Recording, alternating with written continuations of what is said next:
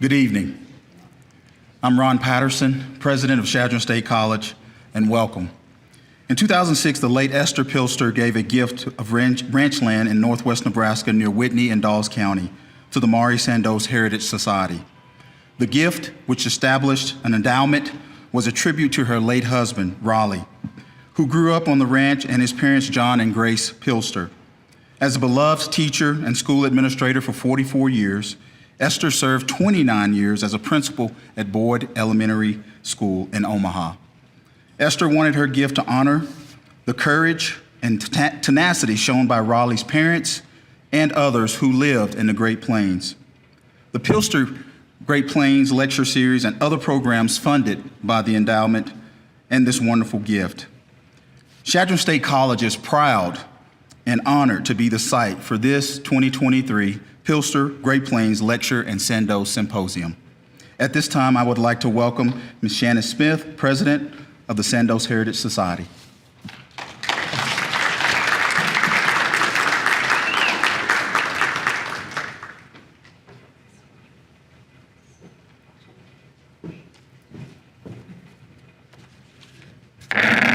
Oh, this is going way down. They didn't give me a box. I always forget that. Thank you so much, President Ron, for welcoming us here and sharing how come we're able to do this kind of lecture. I am the president of the Maury Sandoz Heritage Society, and our organization is the reason why we're able to put on this kind of event. It's a labor of love by a large group of people that I'm going to share with you in a moment. But I want to start out by saying that Maury believed that it was very important for us to understand the past in order to face the challenges of the present. She was a writer with a cause, and that cause was justice for American Indians. She was an activist, an ally, and an advocate.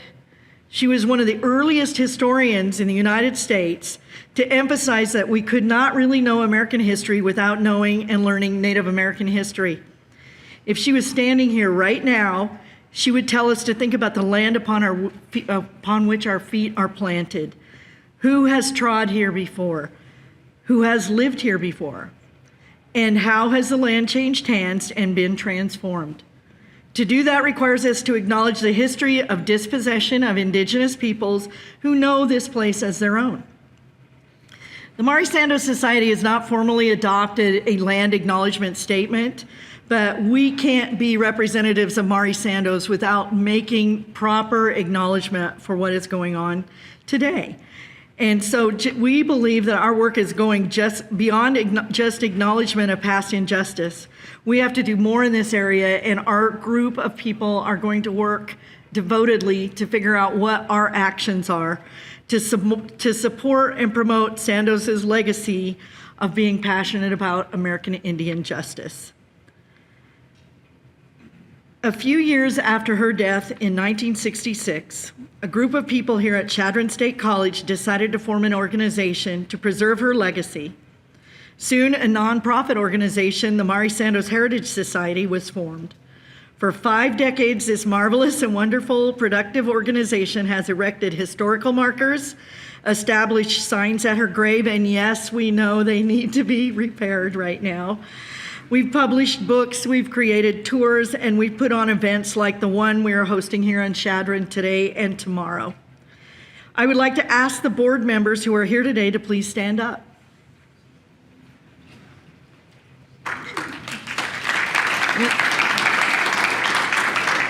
This is a little bit under half of the people who are faculty in schools and universities all around the region, as well as people who are passionate about Maury Sandoz. We want to make sure and ask you all to go and learn about our organization. Please, if you did not receive our newsletter and learn about this event there, we ask that you sign up. We have so many great things going on, and we hope that at some point you will consider becoming a member of our society. So on behalf of Maury Sandoz Heritage Society, I want to welcome you here, and I'd like to introduce one of our board members, Dr. Kurt Kimbacher, who will introduce the Great Plains Pilster Lecture tonight. Thank you very much. Good evening. Andrew R. Graybill is the director of the William P. Clements Center for the Study of the Southwest. I got that right? And a professor of history at Southern Methodist University in Dallas. The topic of today's lecture is What's So Great About the Great Plains? It might be this book, The Great Plains by Walter Prescott Webb. I'll let you guys have this conversation, but if you're interested, it's for sale at the back after the lecture, and Dr. Graybill, who wrote the introduction to the latest edition, would be glad to sign it for you. And there's also a great book called The Beaverman back there by Ms. Lori Sin that's by Mari Sandoz, is kind of why we're here. Graybill is uniquely qualified to have this discussion or lead this discussion. He's a Texan from the southern reaches of the Great Plains. Walter Prescott Webb was a Texan. This book was published in 1931, and it was actually quite significant. When I was starting my master's program, we read it with the concept that this started regional history in the United States. So it's a pretty prominent book. It's not without its flaws, but it's still important. Okay. If you want to know more about Andy, I'll call him Andy from this point on. His CV, his curriculum vitae, is on the Southern Methodist website. His list of publications is extensive. He writes academic presses. He writes for the Texas Monthly and the Wall Street Journal, so his array of ability to write to different voices is pretty stunning. In my mind, he's an excellent teacher. I first met him when I was a graduate student at the University of Nebraska at Lincoln. He was junior faculty at the time.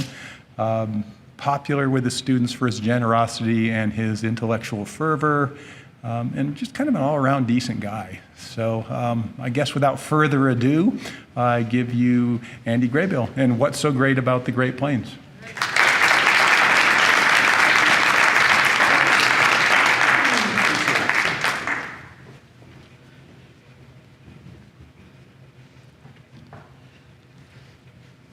So I am taller than Sharon, but smaller than Kurt. Good evening. That was very nice, Kurt. Being called an all-around decent guy, I don't hear that often enough. So I'm gonna take that home with me.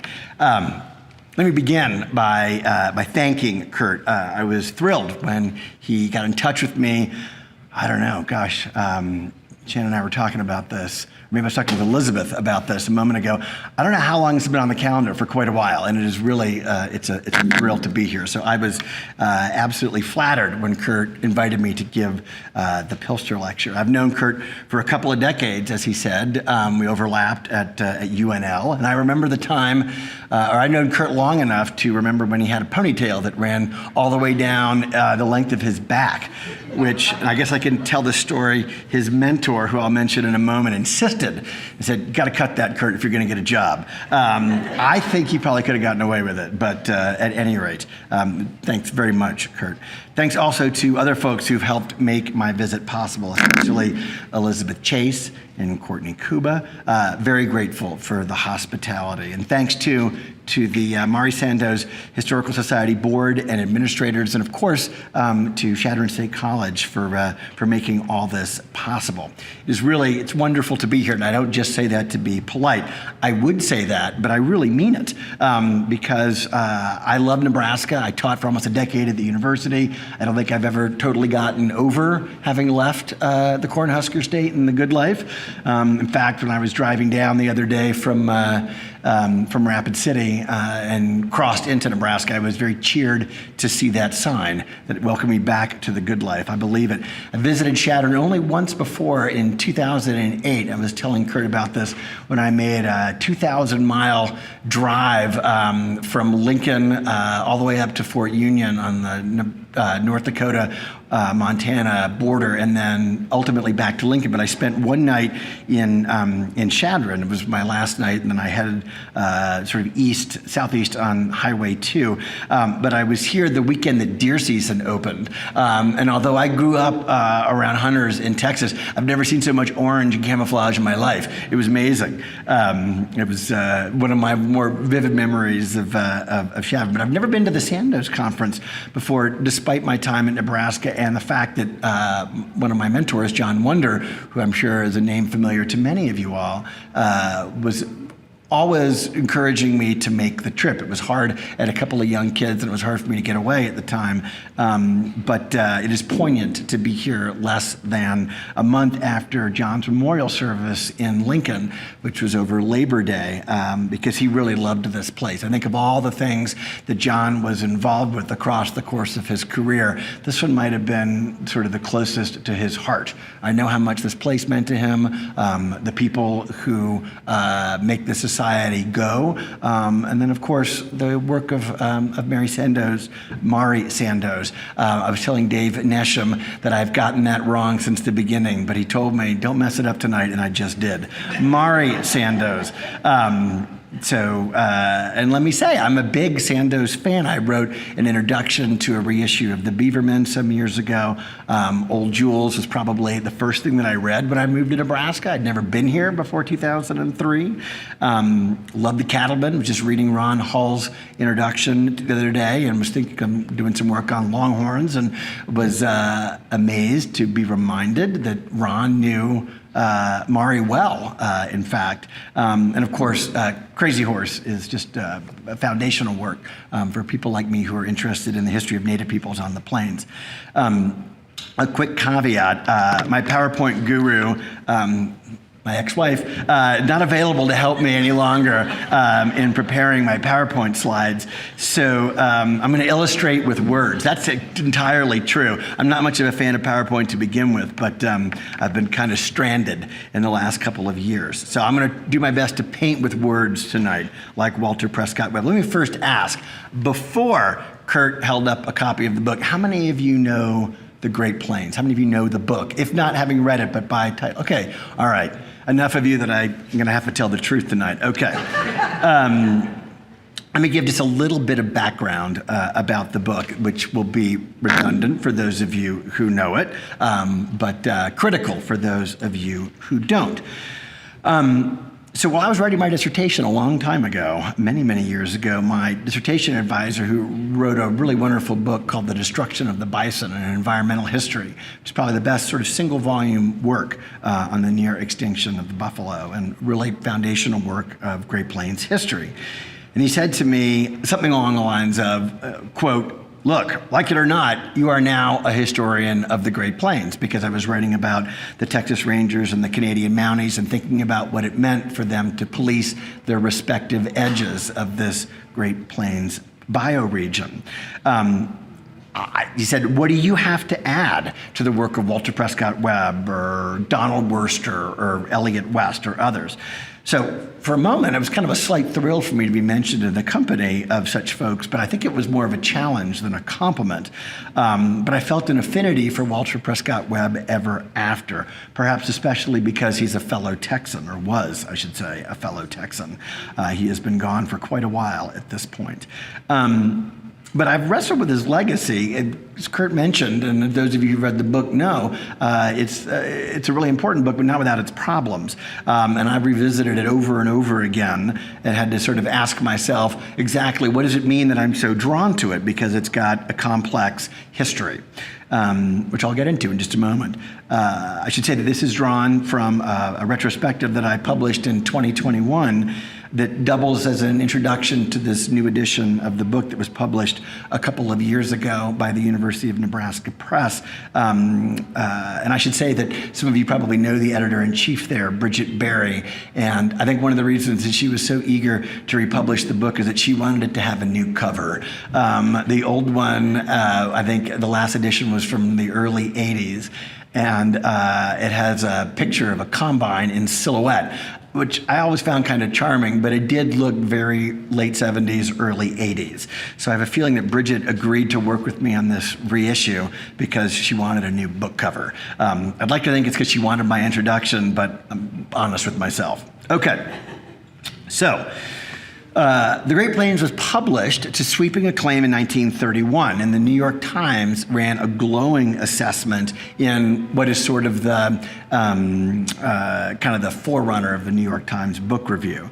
And a pretty prominent historian described it as one of the most original and significant contributions to the study of the American West. Actually, I should say it was not a historian who wrote that. It was a journalist who was very impressed with Webb's writing style. But the important point is that scholars loved it as well. It's a guy named Henry Steele Commager, who was one of the most important historians of the first half of the 20th century. And he said in another newspaper, quote, "Both its technique and its conclusions should find application to the whole field of American history." And considering this was a book about the plains, I think it is, and which basically established regional history, I don't think that people were saying such things about most books written about the West at that time, that there were insights that could be found there that might speak to more than just these regional interests. Webb, I think, certainly thought that he was speaking to, or hoped to speak to, a national audience. Anyway, the book won the 1933 Lubat Prize, no longer awarded, but it was presented at that time every year, every 5 years, I should say, by Columbia University to the best book in the social sciences published during that span. A lot of books on the social sciences and a lot of disciplines represented under that umbrella. So Webb's book got a lot of attention even at the time. In 1950, as American historians took stock of their field at mid-century, many marked The Great Plains as among the handful of most important books in American history published since 1900. Now, that's all well and good, but it has not aged very well in the academy for a variety of reasons. It's more cited than read. I love the fact that Kurt read it as a master's student, is that right? That's a lot to force on a master's student, let alone a doctoral student. But at any rate, it's much more cited these days than actually read. It's got some pretty serious conceptual and methodological limitations, especially, maybe above all, its racism, which I've got a lot to say about. But notwithstanding those considerable caveats, and those are not minor, I'm going to make a case, or I'm going to try to, for its continued relevance, even as it closes in on its 100th birthday. Okay, so the book has got a famous origin story, I mean, to the extent that anybody cares. But in the profession, certainly this is well known. So supposedly, and some people when I have presented this as fact have said, "You sure?" And I say, well, the story's been told often enough that I'm just repeating the legend at this point. But this is certainly how Webb described it. He said that on a cold, rainy night, truly, in February 1922, he had what he described as a, quote, moment of synthesis as a storm pounded on the roof of the modest house that he shared with his wife in Austin, where he was working on a master's thesis at the University of Texas.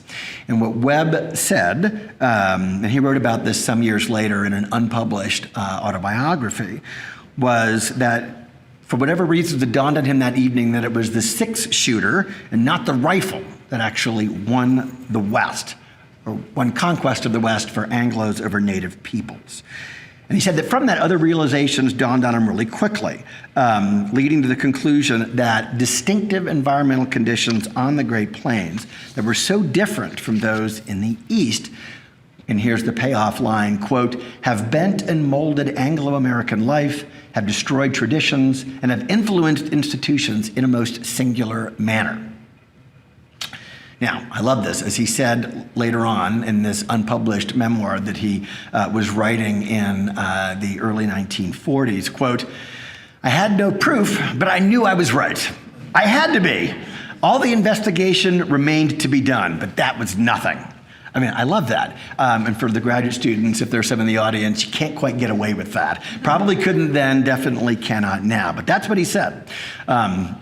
And he went off to the University of Chicago at that point, after having finished this master's thesis on the Texas Rangers at the University of Texas. And he went to Chicago, quote, to seek the accursed PhD. I'll talk more about that in a moment. But it was a debacle because Webb, as you might have gotten from a couple of these quotations, is a stubborn and very determined man. And as one of his graduate school classmates, very prominent Later, a very prominent Civil War historian named Avery Craven said that Webb basically just refused to listen to his faculty members at Chicago. He was convinced that he was right and they didn't have a whole lot to teach him. He was there simply to get the degree. It did not work out quite as he expected because he failed his first year exams and he headed home to Texas broke and broken. He said later that he learned but one lesson in the Windy City, quote, "Don't take an original idea into a graduate school." He was still bitter about this more than 2 decades later. This is a point that he made when he was giving the address as the president of the American Historical Association, which is the leading academic organization for people who work on all fields of history. He made this a line in the address that he delivered in 1955. So, 30 years later, he was still kind of rubbing his hands about how enraged he was by his treatment at Chicago, for which I might add he was largely responsible. But for those of you who are academics, you will know that no grudge can be held for too long in academia. Anyway, he went back to the University of Texas, kind of hat in hand, embarrassed by his experience at Chicago, and he spent the rest of his career there at UT as a graduate student and as a professor. Back in Austin, he resolved, quote, "to write history as I saw it from Texas and not as it appeared in some distant center of learning." He finished a draft of what became the Great Plains in 5 months, and he recalled later on that he wrote the book, quote, "in a state of suppressed emotion," because his central actors, white settlers, quote, "had long been my people, and I sought to explain them to others." He remembered decades later that it was, quote, "the happiest half year of my life," to which I say, get a hobby, dude. But he did love working on this book. Texas awarded him the PhD in 1932. I think this is fascinating. So the Great Plains is published in 1931, but it basically presents it as a published book in lieu of his dissertation, and the University of Texas awards him his doctorate. For those of you who are historians out there, it's a little bit like what I think happened with a really prominent environmental historian, Bill Cronin, who wrote Nature's Metropolis, which is just an extraordinary book, every bit the equal of the Great Plains in its own right, and kind of gave it to his dissertation committee as a published book and said, voila, give me the degree, crown me. So Webb done that first in 1932. The argument of the book is simple and elegant, and I think it'll probably ring true for folks from Nebraska and from certainly the central and western plains. Namely, it's that the 98th meridian, which conveniently runs right through Texas, just east of Austin, so that Webb could include Austin as part of the West. I'll tell you what I mean in just a moment. But he said that this 98th meridian that runs, obviously from the North Pole to the South Pole, that passes right through the Great Plains to the heart of the country, is an institutional fault line, and that Anglo-Americans who settled there, this region beyond the 98th meridian, adapted to the region through ingenious technological innovations. The six-shooter was one. For those of you who've read the book or may have read about it, what are the other two? Do you remember? The things that made life for Anglo settlers on the Great Plains possible. The six-shooter, of course, for being able to be fired quickly from horseback, quickly and accurately from horseback in combat with Native Americans. What are the other two inventions that made Anglo settlement possible? Barbed wire, absolutely, or as we pronounce it in Texas, bob wire, which is critical, of course, because there's not a lot of wood for fencing. So it's a much more sort of efficient way to build a fence, pretty durable, although it certainly would not retain buffalo. And what's the other one? Windmills. Oh, Renee. All right, you've read the book. I choose to believe that you just knew it intuitively. Okay. The six-shooter, barbed wire, and the windmill are the things that made Anglo conquest, really, of the Great Plains and regions further west possible. At times, the book reads a little bit like a love letter to his forebears. And again, remember what I said a moment ago, that he said he wrote this in a state of suppressed emotion. Let's talk a little bit about some of those problems. I've given you a history of the book. Let's talk about what I think are some of its key problems. This is one of those things you learn in graduate school, how to tear a book apart. Now, Webb makes it a little easier for us than others because the problems are, I think, a little bit more obvious. But at any rate, I will come back and give him some praise at the end, but we need to go through, need to walk through the fire first and talk about some of the limitations of the book. So despite this lavish praise that it got at the time of publication, which I mentioned earlier, Webb had expected criticism. He knew that he was taking a big swing. But wow, did he get it? Infamously, at a conference held in the Poconos in Pennsylvania in 1939. There's a group called the Social Science Research Council, which was a group of leading academics from across a variety of social science fields: anthropology, political science, history, sociology, and so on. And they chose the Great Plains as the subject of a conference featuring what they described as a single highly influential work. And Webb's was the third to get this kind of treatment. This is a really extraordinary gathering of scholars who came together, again, in the Pocono Mountains of Pennsylvania. The Harvard historian Arthur M. Schlesinger Sr. presided, and there were luminaries from all of the other disciplines who were there. I'll just say, a quick aside, something that I find fascinating is that this conference took place in early September 1939. It may have actually sort of begun on September 1st. I'm sure that some of you know what else happened on September 1st, which is the invasion of Poland by Nazi Germany. It's incredible to me that these super smart guys, and they were all guys, alas, this was not a very diverse group, there is no mention in the proceedings of the conference of what is happening, of the world-transforming events that are happening on the other side of the ocean. I'll say a little bit more about that in a moment. Anyway, it was a legendary affair, but not in the best way. The SSRC commissioned a review from a very prominent historian, a guy named Fred Shannon, who was a Pulitzer Prize-winning historian of the Civil War, but like Webb, had come from an agricultural family. Shannon, like Webb, grew up in pretty straitened circumstances in a farming family. Webb in Texas, Shannon from Illinois, and Shannon had certainly an interest in agricultural history, so I think that's probably one of the reasons why he was selected as Webb's reader. But anyway, this guy, Fred Shannon, delivers a blistering 109-page critique. I say that again, 109 pages. And I don't mean 109 manuscript pages. I mean, it's published as a book, and it's in small type, single space. That's 109 pages. I've never read anything quite like it before. It was amazing. I'll have a little more to say about that in just a moment. It's something that you can certainly find in a lot of libraries, and it's an extraordinary read. And what I would say for those of us in the world of academia, we are so soft by comparison. I mean, this is just, he pummels Webb for 109 pages on all things, big and small. I mean, he probably takes 15 or 20 pages just to argue with Webb's definition of the Great Plains.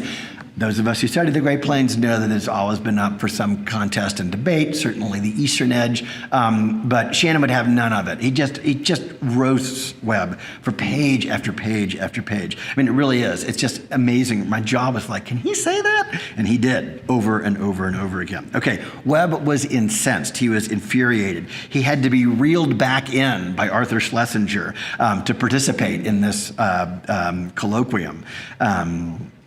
And so they ultimately sort of convinced him to come to Pennsylvania, but he declares, quote, "I would not prostitute the Great Plains by accepting the Shannon manuscript as an appraisal."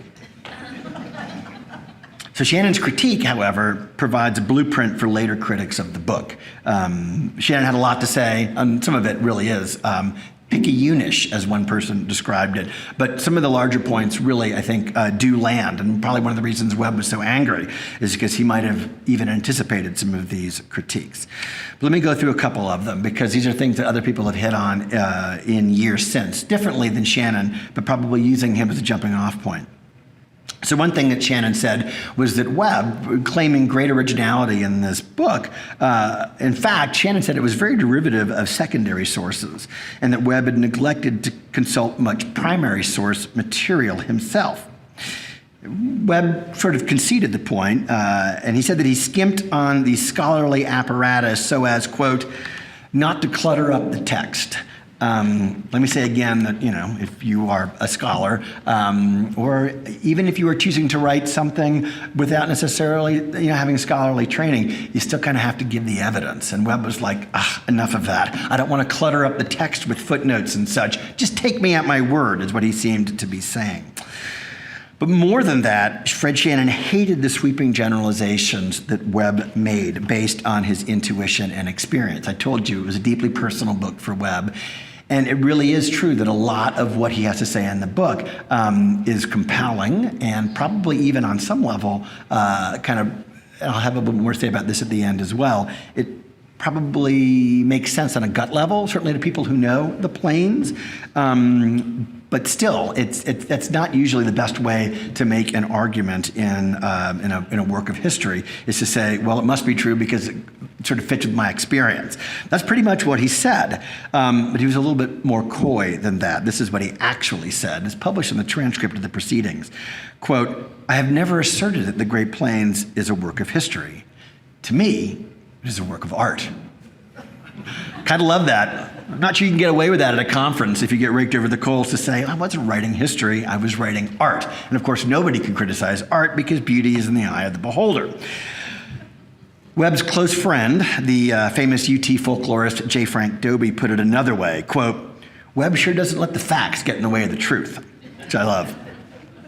Years later, after Webb was insulated by all kinds of professional honors, he had 2 visiting appointments in the United Kingdom. He won 2 Guggenheim Fellowships. I didn't know they gave more than 1. They don't give many of those, but Webb won it twice. And he confessed later on. He was able to say this because I think he felt that his reputation was sufficiently made that he could say this. He confessed that he thought of the book, quote, "as an extension and explanation of what I had known firsthand in miniature. In a sense, it was an autobiography, but with scholarly trimmings." I love this. Again, all these things that I think many of us would like to be able to say and do, but none of us ever would. So that's sort of one critique, that Webb didn't really cite a lot of other sources, hadn't consulted much primary material, that he wrote a lot based on intuition and experience, that he generalized perhaps crudely. Anyway, that's one sort of branch of criticism. The second major critique is what the environmental historian Richard White has termed, quote, "crude environmental determinism." In other words, Webb left no room for things like culture or contingency. That he said because of the environmental conditions on the Great Plains, that the history here really could have only played out a particular way and in a pretty narrow set of possibilities.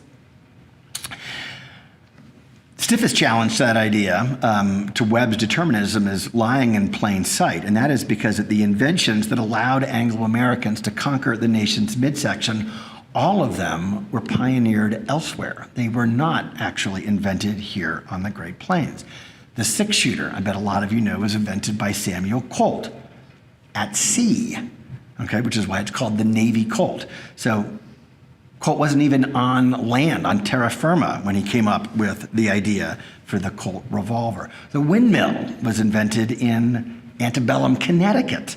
And even barbed wire, which I think Webb was most fascinated by, that was patented by Joseph Glidden 10 degrees east of this 98-degree fault line that Webb thought was so important.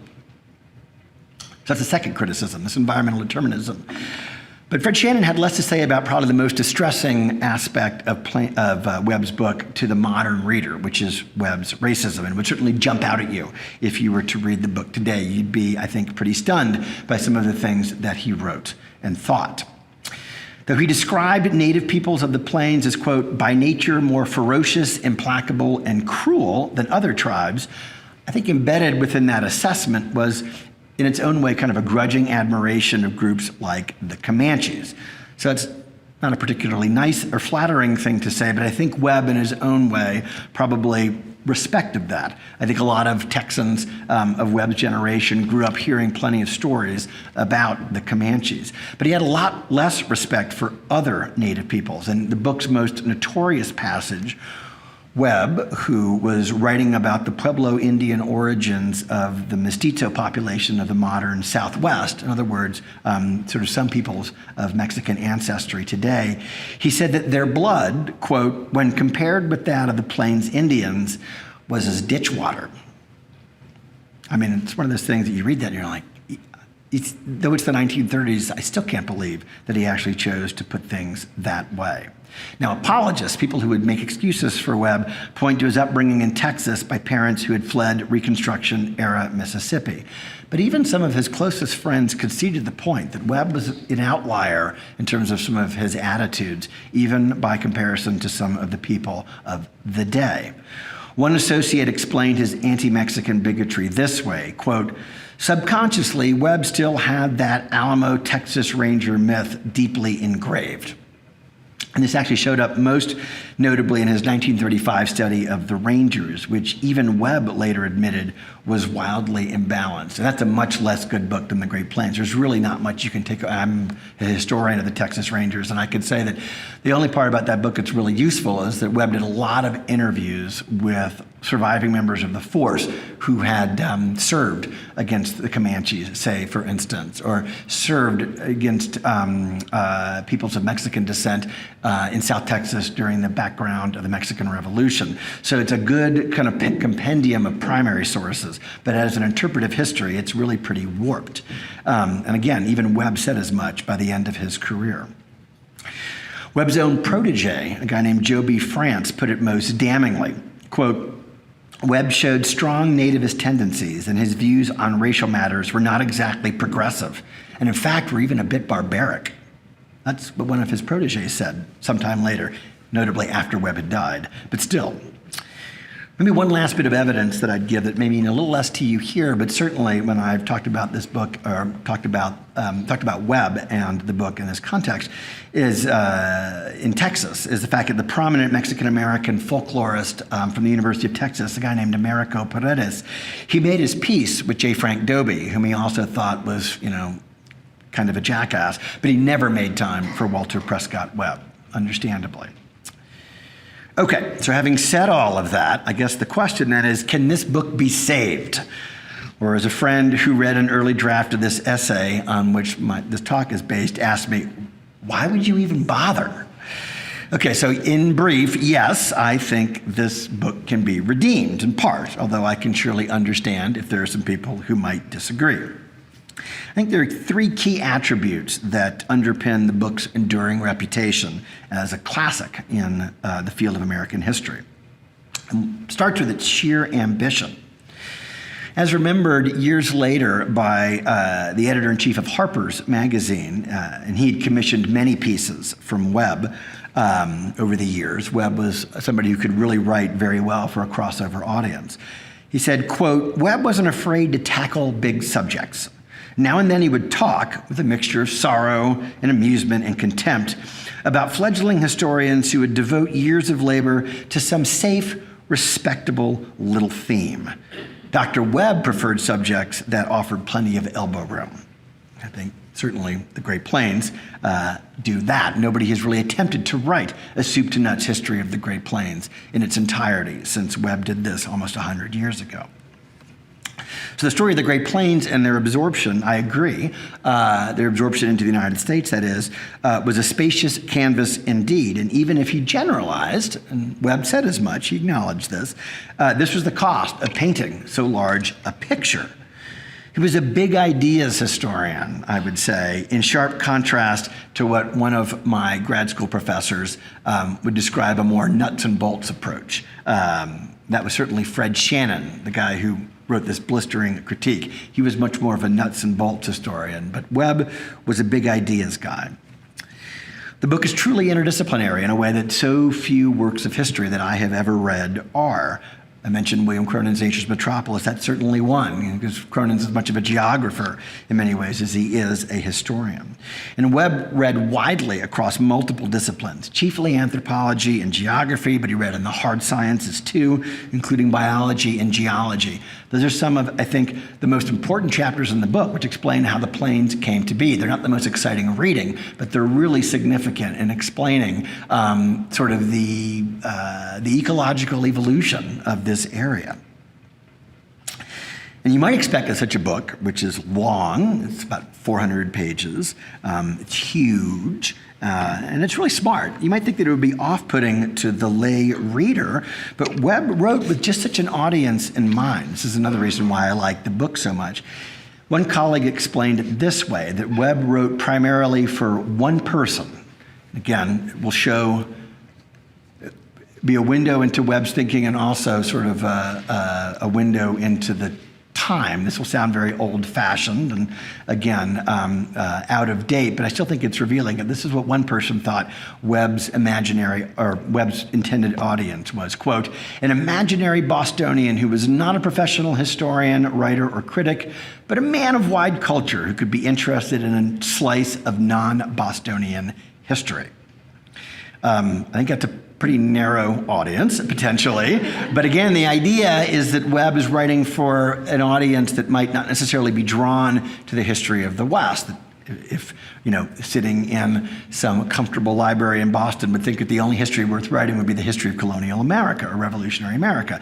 Webb had other readers in mind. Webb had always dreamed of being a writer, and this is maybe along with the story of how the Great Plains came to be, that cold, rainy night in 1922. There's probably even a better-known story about Webb. And in fact, when I was reading about him, there was a lot to choose from, because somebody said that probably no historian has had as much written about him and his works than Cotton Mather, I think is what this other writer said. But at any rate, the other really famous story that Webb told, which is, this one is documented, and it's deeply moving, that in 1904, Webb was born in 1888. So he was 16 years old, and he was living in an area called the Cross Timbers, which is a really hardscrabble area west of Fort Worth.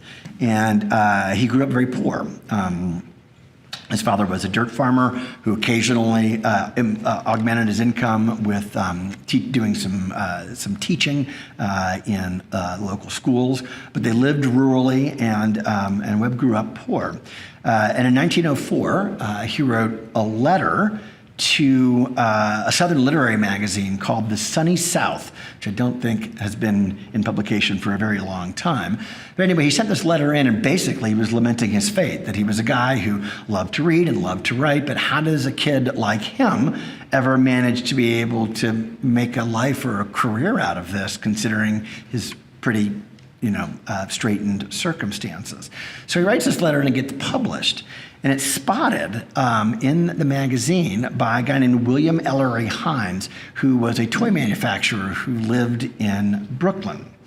And Hines sent Webb a whole bunch of reading material, and he sent him a really encouraging note that said something about, like, failure is a word that is not known in the lexicon of young men, or something along those lines. And it changed Webb's life, because even more importantly than that, Hines later funded Webb's study at the University of Texas and allowed him to get a college degree. And it just totally transformed his life. In fact, years later, Webb described it, and Webb was not a religious man, but that it was the best example of Christian charity that he could ever think of. And he spent, actually, one of his favorite pieces is the piece that he wrote, I think it's called The Search for William Ellery Hines, that he published in Harper's Magazine, I think in the late 1950s, maybe 1957, I can't remember, where he went out trying to find this man, or trying to find people, and he was able to track down a few descendants, but he never met him. This was all sort of a relationship that was sort of through correspondence and through these timely arrivals of money that allowed Webb to go to college. And he dedicated I'm not sure it was much of a gift, he dedicated the Texas Rangers to William Ellery Hines. Better if he'd inscribed the Great Plains to him. Anyway, Webb had much to say about writing. In a piece for Harper's, he lamented the rise of what he called, quote, scientific history. And you'll appreciate this, out of, quote, which arose the idea that a great gulf exists between truth and beauty, such that the real scholar must choose truth, and somehow it is better if it is made so ugly that nobody could doubt its virginity. That wasn't published. Harper's decided to pass on that piece. He divided university-based historians into two camps, quote, those who can't write and those who can but don't. Webb put himself as a member of a very small group of those who do, and who consider writing an art. And the Great Plains is replete with really great visual sentences like this one. This is what he says in the introduction. Quote, east of the Mississippi, civilization stood on three legs, land, water, and timber. West of the Mississippi, not one but two of those legs were withdrawn, water and timber, and civilization was left on just one leg, land. Small wonder that it toppled over in temporary failure. You can just see that. But the most important thing that Webb did was he defined the West in terms of aridity. And he settled on the 98th meridian as its eastern edge. That any place that gets less than 20 inches of rain per year, those parts of the continent, or really he wasn't thinking about Canada, those parts of the United States could be considered Western. Now, of course, there are some problems with that. The Pacific Northwest gets a lot more rain than 20 inches per year.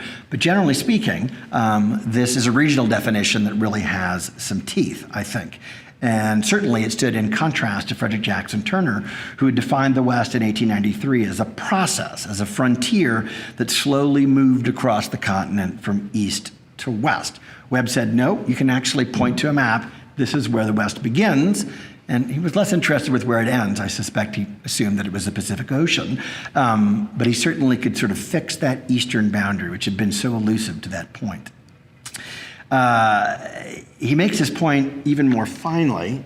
I'm almost, speaking of finally, I'm almost done. But he makes his point even more finely in a piece that he wrote in Harper's in 1957 called The American West Perpetual Mirage.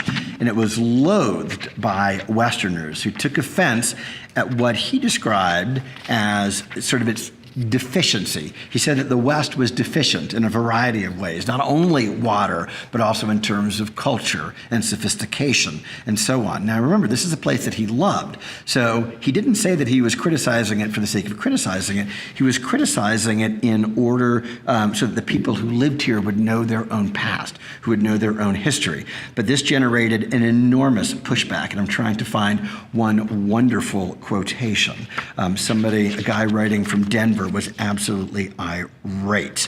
Let's see if I can find it. Yes. So the Denver Post, actually not a guy, it was the editorial board, took out a full-page editorial condemning the piece that began this way. Listen, Dr. Walter Prescott Webb, you better take off your glasses and your PhD. You've picked a fight. So Westerners hated Webb for pointing out these deficiencies in their home region. But again, as he said, all he wanted to do was to help them better understand the place they lived. Okay, so final thoughts. What's the verdict on this? Can this book be saved? Well, yes, I think that it can. I think ultimately it is redeemed by its writerly quality, by its sweeping ambition, by its insights, no matter the fact that it is compromised in ways by its environmental determinism and its racism, among other problems. I came to see it as a deeply flawed masterpiece. I think that's pretty rare these days. I'm not sure if I can think of another book that I would sort of ascribe that to. This is what Donald Worster said, a very prominent historian of the Great Plains, an environmental historian who grew up in Kansas, or was born in Kansas, raised in California by parents who fled the Dust Bowl, but found his way back ultimately to Kansas. And this is what he said. And Worster is probably Webb's chief intellectual descendant.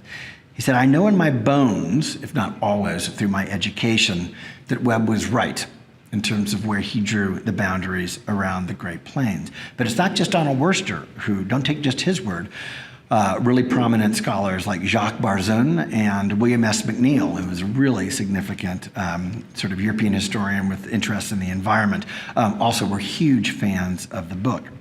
It still sells an average of 575 copies a year, maybe more, with its fancy new cover. That's an extraordinary number of copies for a book that was published it's an extraordinary number of copies for a book published by an academic press, period. But especially for a book that is now nearly 100 years old. And I think one of the reasons why it endures is it speaks to the present, because Webb was writing this book in the 1920s. It's published in 1931, but he was writing it in the 20s, and he wrote against the backdrop of the wheat bonanza of that period, of the post-World War I period. But he grasped, even at the time, that these were great sort of salad days, as it were, on the Great Plains. He knew that the American approach to the region spelled trouble. And at the end of the book, one of the things that he predicts is conflict over water, which, of course, I don't have to tell you this, that's probably one of the great challenges that we Westerners face in the 21st century. Just read a big story, I'm sure a lot of you saw it as well, in the New York Times. It was interactive, showing just the massive depletion of groundwater, which, of course, since even we in Texas depend to a degree on the Oglala, but especially the Edwards Aquifer, these places are being drained at a rate that is ultimately unsustainable. Webb saw this to a degree, even in the 1920s and 1930s. And the big thing that he understood was that the environment, in addition to providing opportunities, enormous opportunities, but it also imposes limitations. And I think this is something that we would do well to think a lot about right now and going forward. Okay, thank you so much. I appreciate it.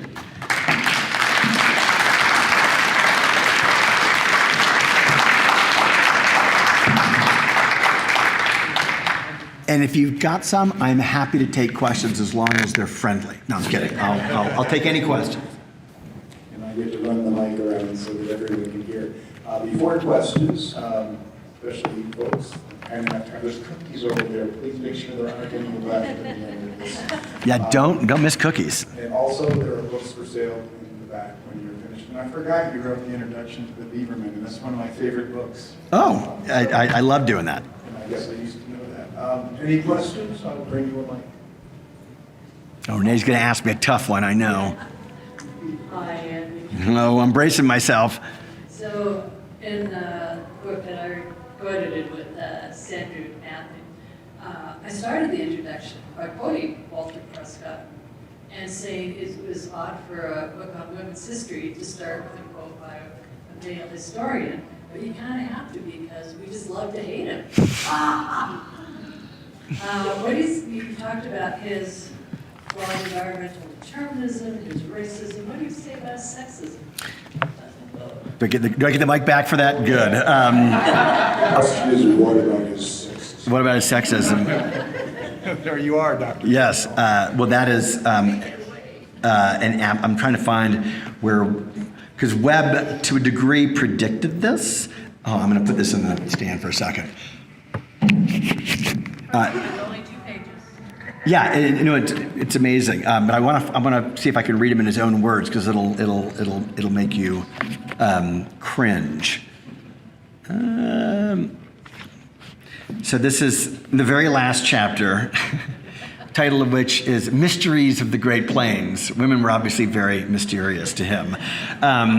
So of a chapter of maybe 30 or 40 pages, there's one section, and Renee, you're wrong. It's not 2 pages, it's 1.5 pages. And this is just one of those questions that he didn't get around to answering, but he says, the heading is, what has been the spiritual effect of American adventure in the Great Plains on women? And then he says, since practically this whole study has been devoted to the men, they will receive scant attention here, meaning in this next 1.5 pages. The Great Plains in the early period was strictly a man's country, more of a man's country than any other portion of the frontier. Men loved the plains, or at least those who stayed there did. There was zest to the life, adventure in the air, freedom from restraint, on and on and on. So even in trying to characterize the experience of women on the plains, he frames it in terms of in opposition to sort of this sort of wonderful male, manly man experience. So, and that was actually that was probably the chief criticism of the friend of mine who read this, who is a women's and gender historian, who was like, aside from all the other things that are wrong with this book, the sheer absence, the sort of inattention to the experience of women who, as any of you who know anything about the history of the plains or the history of the West, women are obviously absolutely indispensable. In Native society and Anglo-Pioneer society, you can't write the history of the West any more than you can write it without Native peoples. You can't write it without the experience of women. And I suspect that Webb told you all that what you saw right there is what you get. That because in his mind it was a manly man's frontier, that women were basically along for the ride, and that their experience was simply not worth investigating. That is another significant deficiency in the book, for certain. So what did you ultimately do? Did you begin it with Webb, or you did? As a way to say, this is why we have books on women, because they were so ignored for so long. Yes, and Webb set the tone. If this is a regional history, Webb did not make room for many people in this besides white men. And I'm teaching my women in the West class right now, and so we love to hate Webb. And we really love the fact that he talks about the wind driving women crazy. But never the men. No, and you read, in Old Jules, of course, when Henrietta goes crazy. So I looked up some stats, and men and women went crazy about the same percentages. But Webb kind of forgot that. He didn't check his records. Jerry didn't check the facts. Right. Because he knew in his gut. He knew in his gut. Women went crazy. I mean, and I think ultimately that's the answer, is that Webb made no effort to try to understand the experiences really of any other people besides, it was kind of run through his own gut. Ultimately, that was his, maybe his chief archival repository was his stomach from an intuitive perspective. And so on some level, it tracks that he makes no attempt to understand the experiences of Native people besides setting them as a foil for Anglo-pioneers who are moving west, and why women just really don't feature in the book at all. I mean, page and a half. Is there any evidence that Shannon and Webb had any prior interaction leading to the 121 pages of critique? I just wonder if there was like a prior grudge or prior... No, I've got... just because that seems like an extreme critique of some kind, or like they had some kind of relationship maybe that led to that. Totally. Now I'll let Kurt bring the microphone back. While I'm doing that, I'm going to look up something. I'm so happy that Kurt was kind enough to bring me a copy of my own book. Okay. Thank you, Kurt. Well, it's not really my book. It's Webb's book. So no, they did not have an experience, so far as I know, they had not encountered each other beforehand. Here's a little bit of what I can say. I want to get this right.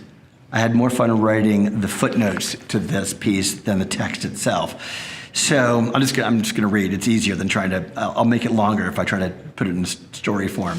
So despite Webb's bitterness over the affair with Shannon, he mended fences in a most amusing fashion at the 1954 annual meeting of what became the Organization of American Historians.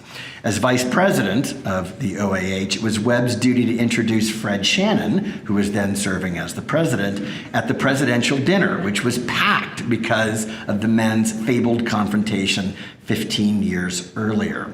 Webb began dryly, but eventually tipped his hand when he joked that, quote, "My knowledge of the speaker's skill and ability as a critic is intimate and has the validity of a primary source." But apparently that was the moment when when sort of Webb set down his, I don't believe Webb actually ever set down his grudge. I don't think that he ever met a grudge that he couldn't keep. But what I will say is that Fred Shannon had a reputation for being particularly difficult. And so I think that it was a particularly bad match, maybe a great match. I mean, I had so much fun reading his 109-page critique. I'm so glad that it exists. But I think that maybe Arthur Schlesinger might have found somebody who would have been a little less tendentious. Okay.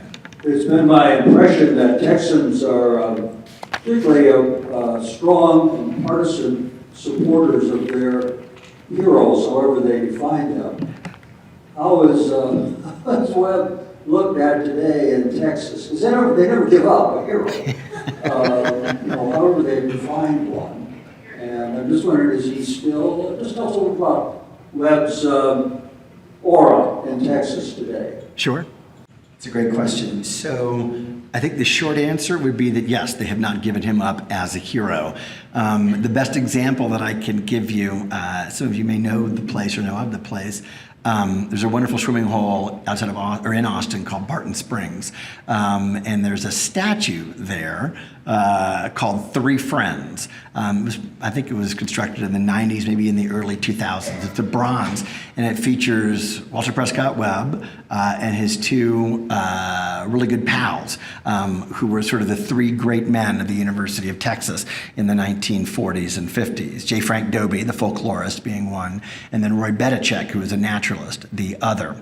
I think that, yes, even today, there are people who knew that I was working on this who had now well into their 80s, people who had Webb as an undergraduate. Webb was still teaching when he died in a car accident in 1963. So I've had people who had him in the 1950s come to me and say he was just an extraordinary teacher and a great mentor.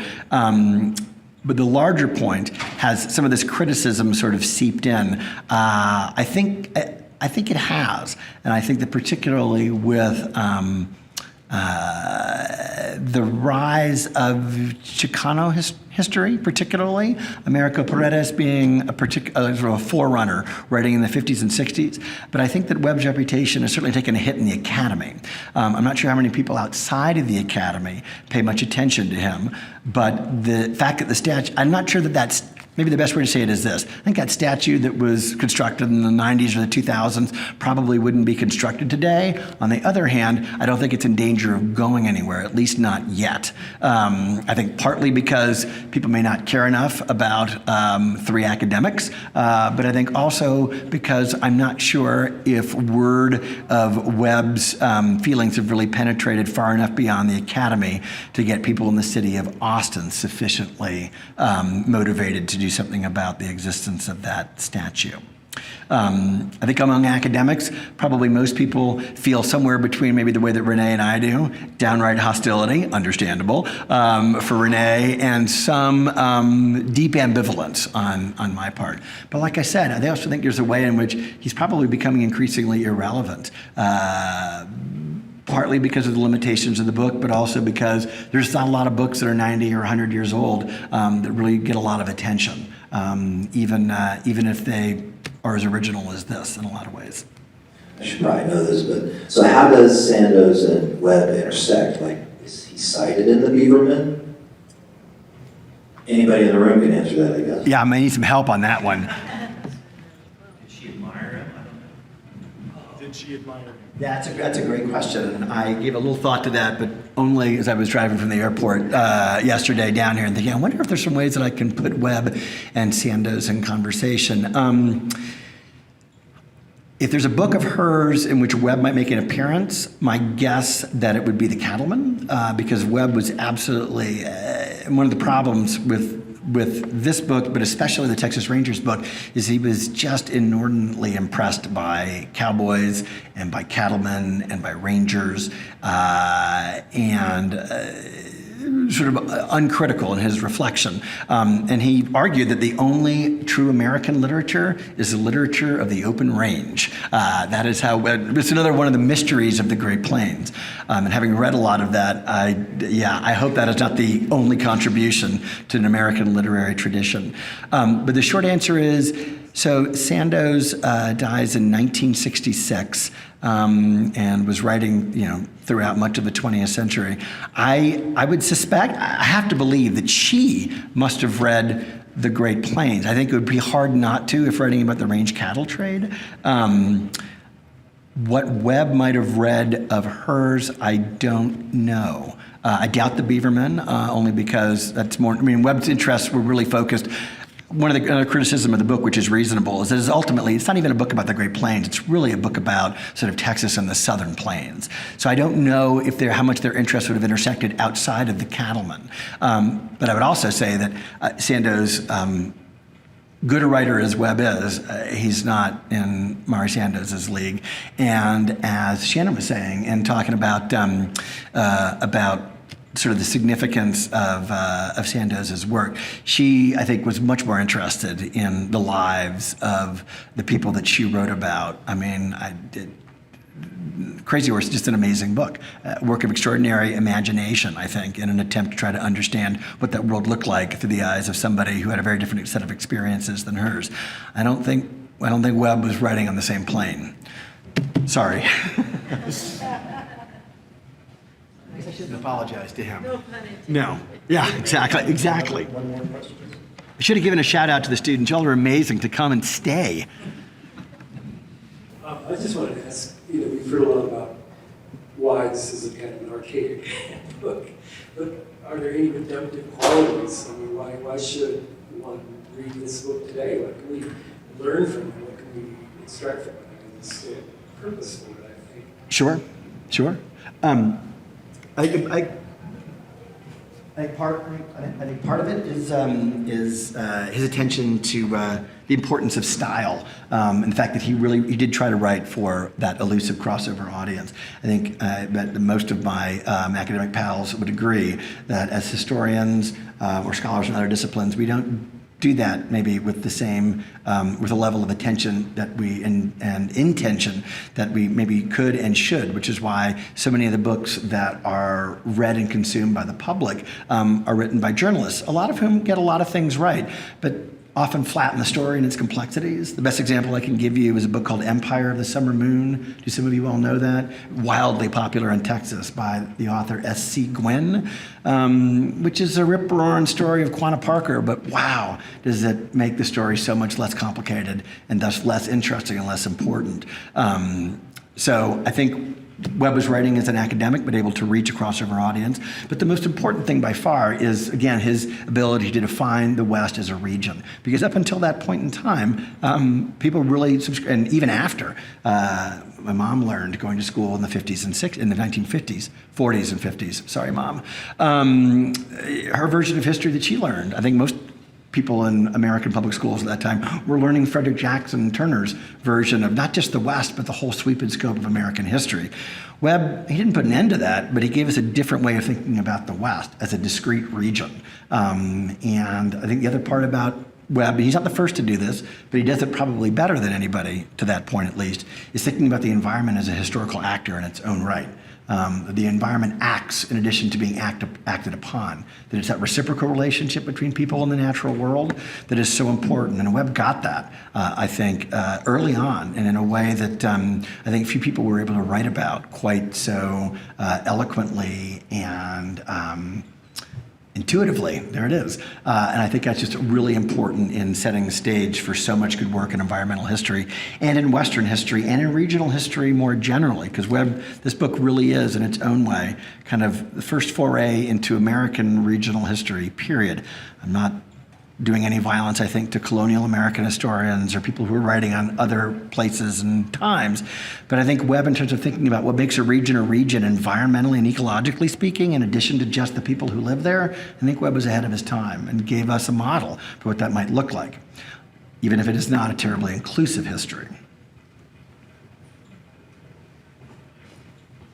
Thank you. Thank you. I think that concludes this portion. Thank you. You got a hand for representing. Thank you all.